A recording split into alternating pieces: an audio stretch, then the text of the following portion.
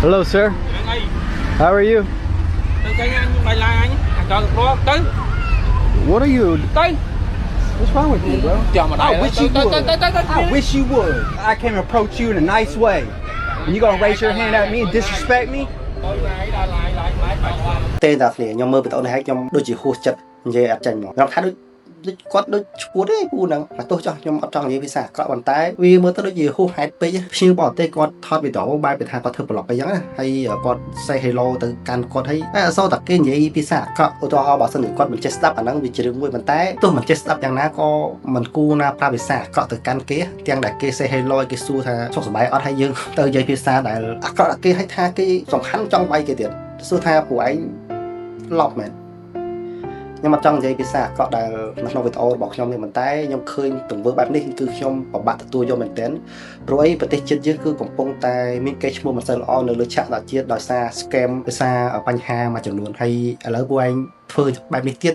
តើបងប្អូនយើងដែលរស់ពឹងទៅលើទេសចរតើគាត់រំពឹងអីទៅរឿងអស់នេះគឺជាចំណុចសំខាន់ណាស់ចំណុចស្លាប់រស់របស់ទេសចរយើងដោយភ្ញៀវទេសចរគាត់ធ្វើប្លុកចេះអីគឺដើម្បីផ្សព្វផ្សាយទៅកាន់ពិភពលោកដើម្បីឲ្យឧទាហរណ៍អ្នកដទៃទៀតដែលគាត់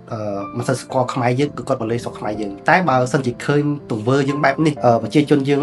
មួយចំនួនបែបនេះចេញមកកាយការដែលយើងមើលទៅពិតជាអាក្រក់មើលខ្លាំងមែនទែនដែលគេនិយាយទៅកាន់យើងបែបគួរសមបែបសួរទុកយើងតែបើយើងវិញបែរជាទៅនិយាយបែបអាក្រក់ឡងដាក់គេហើយសំខាន់ដូចគុំគេពីពេលណាមកអញ្ចឹងខ្ញុំនៅតែមិនយល់ហេតុអីបានជាគាត់ធ្វើនិយាយបែបហ្នឹង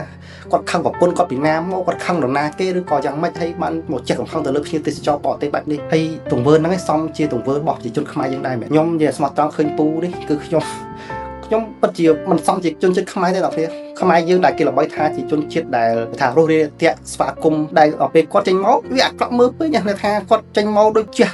មកទោះចាក់អាចតាំងខាងតាំងចាន់ដែកមកគេមិនតាំងធ្វើអីគាត់ផងមកសូទៅគេទៅធ្វើអីគាត់អាហ្នឹងវាមិនវាសមតែនេះគេមិនធ្វើអីហងពូឯងពូឯងធ្វើអញ្ចឹងមិនដឹងថាក្នុងគ្រួសារពូឯងរស់នៅមិនដឹងធ្វើបាបប្រពន្ធធ្វើបាបកូនយ៉ាងម៉េចពូបាទនេះបើយើងមើលថាមើលចរិតគាត់ដល់ពេលយើងមើលចរិតគាត់ដល់ពេលយើងមើលដល់គ្រួសារគាត់មិនដឹងគាត់ធ្វើបាបប្រពន្ធធ្វើបាបកូននេះយ៉ាងម៉េចទេខ្ញុំអត់យល់ហើយរឿងនេះអ្នកនរគ្នាគឺជារឿងមួយដែលសំខាន់ណាស់យើងព្យាយាមផ្សព្វផ្សាយតំបន់ទេសចរផ្សព្វផ្សាយគេឈ្មោះកម្ពុជាយើងឲ្យល្អទៅកាន់ទីផ្សារអន្តរជាតិទៅកាន់បរទេសដើម្បីឲ្យគេមកលេងខ្មែរយើងបានច្រើនព្រោះអីវិស័យទេសចរគឺជាវិស័យមួយដែលធ្វើឲ្យប្រទេសនីមួយៗគឺមានការរីកចម្រើនមានសេដ្ឋកិច្ចដើរខ្លាំងមែនទែនហើយយើងបានគេផ្សព្វផ្សាយគឺយើងសប្បាយចិត្តទោះគេល្បីឬមិនល្បីអានោះជារឿងផ្សេងប៉ុន្តែយ៉ាងណាក៏គេមកផ្សព្វផ្សាយយើងគឺគេ